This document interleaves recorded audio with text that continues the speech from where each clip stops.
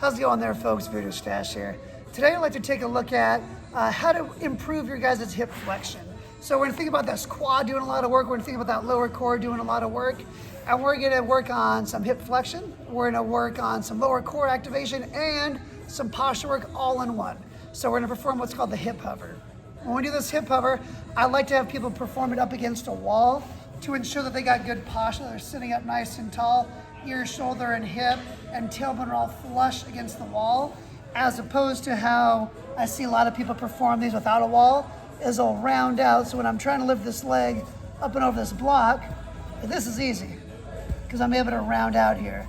But using that wall there, what I'll have you do is you're gonna push your hands into the floor and lengthen that spine out up against that wall, and it's gonna force you to be nice and tall without allowing your body to move back.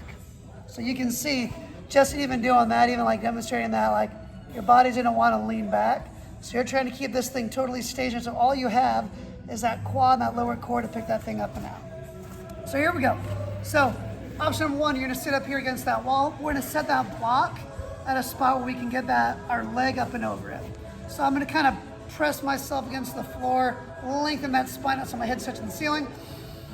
Deep breath in, rib cage down, engage that quad, lift that thing up, reach, reach, reach, reach, reach, and set it down.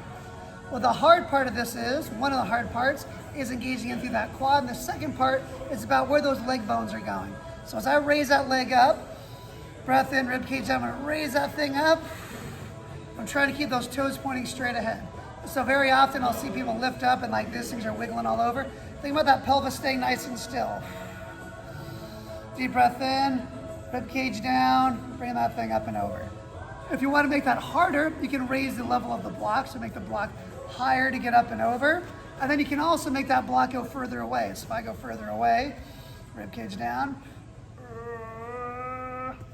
So I would not say that I'm a pro at that. I'm getting a quad cramp. You'll get a quad cramp if your quad is really weak on those. So you're gonna find that level that you can control. So again, your goal is to, well, let's use this as that one just died. So you're engaging there, reaching it up, reaching it over, setting it down, toes pointing up the whole time.